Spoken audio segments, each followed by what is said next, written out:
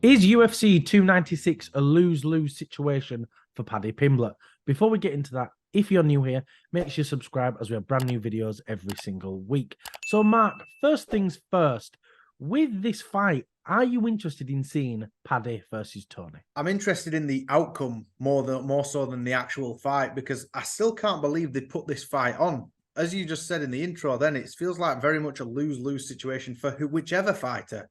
Is Tony's lose streak going to get extended to 7, or is Paddy going to become even more hated than he already is after the Jared Gordon fight? What's going to happen? What happens if Paddy wins? It just doesn't make any sense to me.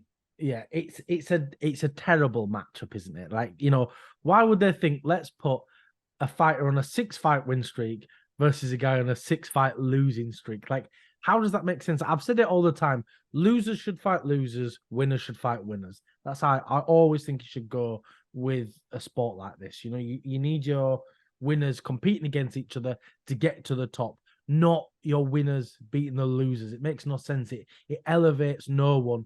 But I guess it can elevate the loser. But with this fight, Mark, if Paddy does win, do you think this can elevate his career at all? And do you think it can give him some extra name value? It's definitely the biggest name that he's ever fought is Tony Ferguson. But you think if he is the guy to knock off, I used the quote last week, if he's the guy to put Old Yeller to sleep and put him to a permanent end, he'll forever be attached to that, won't he? People will hold that grudge against him, and which is a shame for Paddy because he's just doing his job going out there. Yeah. I think it could project him, but at the same time, just on name value, because Tony isn't ranked. Paddy still hasn't fought a ranked guy.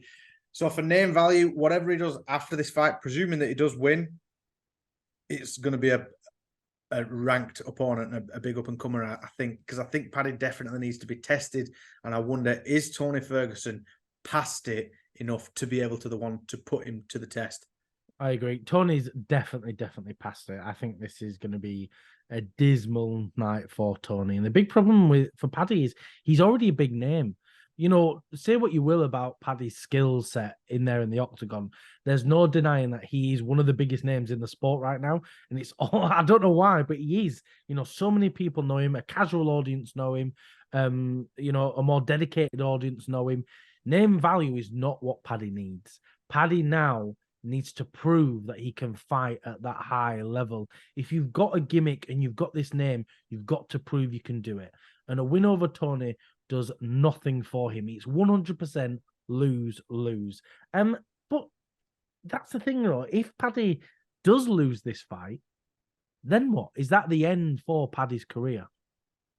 I wouldn't think it's the end for his career, because a lot of people still believe the Tony Ferguson hype of El Kukui, all this persona that he's built up over a few years. But if he does lose, do you think everyone's going to say, well, it's expected, he was tested too soon? Look at his last performance against Jared Gordon. He doesn't have the skill set to belong up there. But I can't see that happening, judging from their last performances. He's a young guy as well. I mean, come on. Yeah, I think it does him. I think it will end his career. I think really? A loss to Tony that's the final nail in the coffin. Yeah, fine. He might still fight, but I don't think he'll ever reach the heights that he could right now. Because if Paddy puts his head down and really focuses, really tunes in his striking, he could be a big star in the UFC. And I think a fall like this will just be too much. Just look at his win over Jared Gordon. I mean, he was lucky to get that win, and that's almost ended his career in the sense of his momentum. He's lost a lot of fans. People aren't interested in him, and it's going to almost be a whole year. I think it is almost a year, right? Did he fight at the end of last year or the start of this year? I don't remember. He got injured, didn't he? Yeah, it will be around about a year.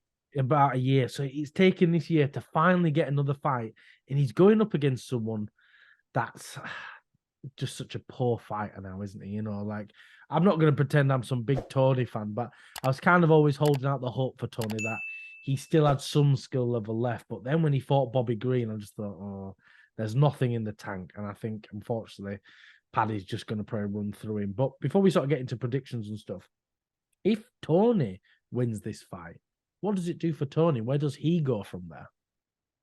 Well, this is what I where I'm coming from, where it's a lose-lose whoever wins. Because if Tony does win, he's just extinguished the fire or the embers, should I say, of another up-and-coming star. And you're like, and a guy who's on a 6-fight losing skid, yeah, all right, granted, he's just got to win. But in the process of doing that, he's just got rid of Paddy Pimblett, one of the up-and-comers. And you think, well, realistically, is Tony going to be getting a title shot at lightweight? Not a cat and hell's chance. You know, I don't see him getting through any of those contenders. He's fought a few of them and got beat by a few of them as well. You know, and sometimes in drastic fashion. You watch that Gaethje fight, and he took something from Tony Ferguson because he hasn't been the same since. No. So you think if he does win, I think that'll just be one final hoorah before his inevitable retirement. I think the opposite. I don't think this will motivate Tony to retire on a win. I think it'll motivate him to think, I've still got it. I can do this. And it'll just be awful for him. He'll probably sign another contract, stay on for longer, and we'll just see him get mauled and ragged around. And I don't want to see it. I want him to retire.